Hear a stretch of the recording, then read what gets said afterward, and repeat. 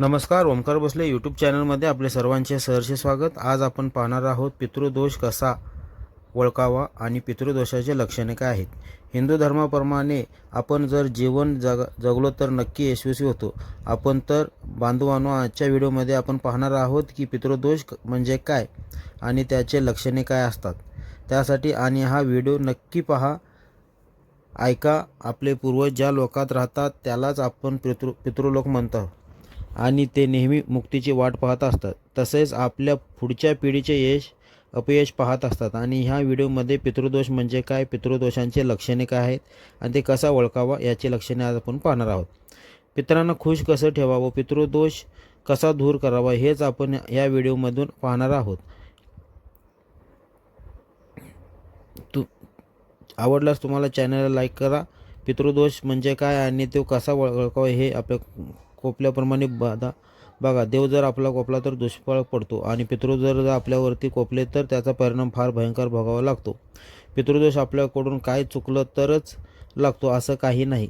तर आपल्या पूर्वजांनी कोणाला दुखावलं असेल, घर मालमत्ता कोणाची हडप केली असेल, स्त्रीवरती अत्याचार केला असेल, एखाद्याची फसवणूक केली असेल, त्याला अन्नाला महाग केला असेल, अशा प्रकारचे कुणाला जर त्रास दिलेला असेल ना, तर तो पुढच्या पिढीला तो भोगावा नक्कीच लागतो. एखाद्याच्या घरात जर बघा फाशी किंवा पाण्यात बुडून मृत्यू झाला असेल तर त्या घरातील एक पिढी सोडून दुसऱ्या पिढीला असा त्रास सहन करावा लागतो. हे सर्व पितृदोष आहेत. तेच कर्म बनून आपल्याला आडवं येतात, प्रगतीला खीळ घालतात. माणसाचे जे अंतरंग आहेत ते पितराला दिसतं, त्यामुळे त्याच्याविषयी वाईट कधीही बोलू नये. तर आपण पितृदोष कसा ओळखावा हे पाहणार आहोत. त्याची लक्षणे काय आहे. आपल्या जन्मपत्रिकेमध्ये पितृदोष दिसून येतो, पण सगळ्यांच्याच कडे जन्मपत्रिका नसते.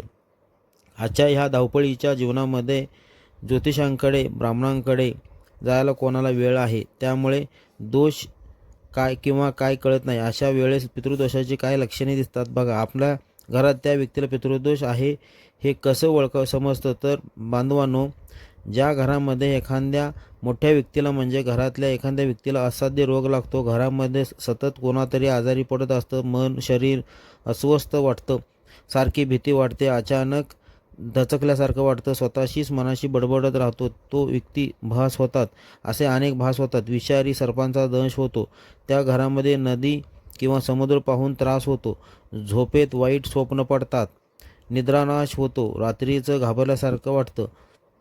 पूजापाठ ज्या वेळेला आपण करतो, दानधर्म ज्या वेळेला करतो, त्यावेळेला आपल्याला अडथळा निर्माण होतो आणि त्यात मनही लागत नाही किंवा त्याच्यावरती विश्वास बसत नाही. आपापल्या घरातलं दाम्पत्य सुख समाधान आपल्याला मिळत नाही, म्हणजेच नवरा बायकोमध्ये पटत नाही. सतत भांडण होतात, घटस्फोटापर्यंत हे वाद जातात. कोर्ट कचेरी आपल्याला त्रास सहन करायला लागतो. कोर्ट कचेरीचं मुलं न होणं ह्या परिवारातील एक व्यक्तीला बाधा होते. भूतप्रेताचा त्रासांचा अनुभव येतो. आपल्याला लोकांशी आपली भांडणं होतात. नोकरीत व्यवसायात स्थिरता नसते. पगार कितीही येऊ द्या पुरत नाही. घरात अनेक लोकांना जीवनात केस आढळतो बघा. अनेकदा आपण या गोष्टीकडे दुर्लक्ष करतो. अनेकदा कुटुंबातील एका सदस्यांच्या बाबतीत ह्या घटना आपल्याला दिसत असतात.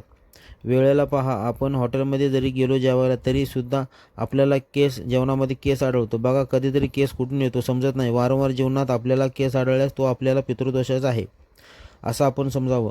काही लोकांच्या स्वप्नात बघा पूर्वज येतात. पूर्वजांच्या काही इच्छा पूर्ण झाल्या नसल्यामुळे काही नातेवाईक असतात, त्या नातेवाईकांची स्वप्न पडतात बघा आपल्याला. तर अशा व्यक्तींच्या आवडणाऱ्या गोष्टींचे प्रथम शोध घ्यावा आणि पूर्वजांच्या आवडत्या वस्तूंची खरेदी नेहमी करा आपण आणि त्या वस्तूंचे दान करा.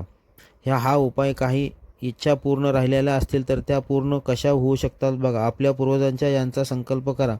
हाती घेतलेलं काम काही वेळा आपलं फिसकटतं बघा. परिश्रम करून यश प्राप्त होत नाही असं अनेकदा घडतं आपल्याला. अनेक वेळा आपण शुभकार्य ज्या वेळेला करतो त्यावेळेला आपला अनेक अडथळे येतात.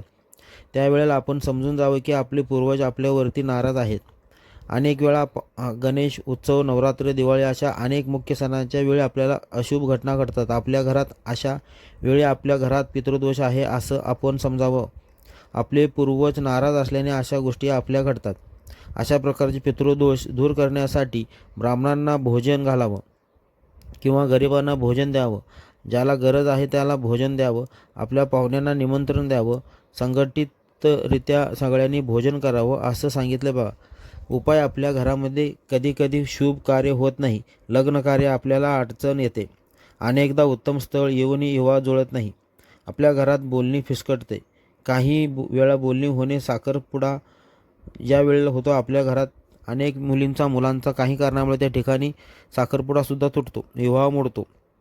अशा वेळेस पितृदोष आहे, याचा आपण नक्कीच मागोवा घ्यावा, तज्ज्ञ लोकांचा सल्ला घ्यावा आणि पूर्वजांच्या नावाने श्राद्ध विधी पिंडदान करावं. पूर्वजांचे मनापासून आपण स्मरण करावं, त्यांच्या आवडत्या गोष्टींचा आपण दान करावं. अशा काही गोष्टी जर केल्या तर पूर्वज आपले आनंद होतात आणि आपल्याला शुभ आशीर्वाद देतात. तर हे पितृदोषांचे असे बरेच कारणे असतात. तर मंडळी, असे पितृदोष असल्यामुळं आपण जे पितृदोष असतात त्या पितृदोषांचं निराकरण केलं पाहिजे. पूर्वज आपल्या आणि त्या पूर्वजांचे जे आशीर्वाद घेतले पाहिजे. अनुभव, आपल्या घरातील व्यक्ती जर निधन झाला असेल तर आणि त्या व्यक्तीने काही गोष्टी केल्या असतील तर त्याचा परिणाम हा घरातल्या लोकांना नक्की भोगावा लागतो. त्यांच्यामुळे वंशवृद्धी अशा वेळी पूर्वजांची आपण क्षमायाचना करावी, त्यांचे श्राद्धविधी पिंडदान करून पूर्वजांना प्रसन्न करावं आणि याचमुळे आपल्या पूर्वजांचे शुभ आशीर्वाद आपल्याला प्राप्त होतात. माझ्या बांधवांनो, विचार करा, आपले आईवडील असे आपले पूर्वज असे असो, ज्या पूर्वजांचे अपार कष्ट सोसून आपल्याला लहानचं मोठं केलं, आपल्यासाठी जमीन जतन करून ठेवली, त्यासाठी घर बांधून ठेवलं, आपल्यासाठी विहीर खोदली, आपल्यासाठी शिक्षण दिलं, नोकरी लावली, कष्ट सोसून अनेक ह्या सगळ्या सुविधा आपल्याला उपभोगण्यासाठी त्यांनी ठेवल्या आहेत. त्यांच्या ऋणातून आपण मुक्त होऊ शकत नाही, परंतु त्यांचं स्मरण करून त्यांना आनंदी करू शकतो. त्यामुळे बांधवांनो, प्रत्येकाने न चुकता वर्षातून एकदा पितरांच्या नावाने श्राद्ध करावं आणि श्राद्ध हे आपल्याला करणं जमत नसेल तर नदी ज्या ठिकाणी असते त्या नदीच्या पात्रात जाऊन पाण्यामध्ये दही भात सोडावा. ज्या वेळेला घरात आपण जेवण करतो ना, एक घास बाजूला काढून नम्रपणे हात जोडा आणि त्यांचे स्मरण करा. घरातल्या आपल्या आई, आजी, पणजी, आजोबा असतील देवांच्या घरी आणि तर आपण ज्या वृद्ध स्त्री आहेत त्यांना साडी चोळी दान करा आणि गाईला खास द्या. पितृदोष नक्की दूर होतील. माझ्या बांधवांनो, विश्वास ठेवा, प्रभू रामचंद्रांनी सुद्धा पिंडदान केलेलं होतं, पित्र घातलेली होती. भगवान विष्णूंचा अवतार प्रभू राम त्यांनी सुद्धा हे कार्य केलं होतं. त्यामुळे आपण नेहमी ह्या गोष्टीवरती विश्वास ठेवा, जीवनामधील संकट दूर करा आणि वर्षातून एकदा तरी पिंडदान करा आणि पूर्वजांच्या नावाने आपण नक्की घाला. या गोष्टीवरती विश्वास ठेवा. पूर्वजांचे आपल्यावरती फार उपकार आहेत आणि आपण हे उपकार फेडले पाहिजे. पितृदान आणि पिंडदान आणि आपले जे पूर्वजांना पितृदोष जे त्यांच्यामुळे आपल्यावरती कसे होतात, पितृदोषांचे कारणे काय आहेत आणि तो पितृदोष कसा ओळखावा जातो, हे सर्व तुम्हाला मी आता ह्या व्हिडिओमधून सांगितलेलं आहे. तर आवडल्यास लाईक करा, चॅनलला सबस्क्राईब करा, कमेंट करा, शेअर करा. धन्यवाद.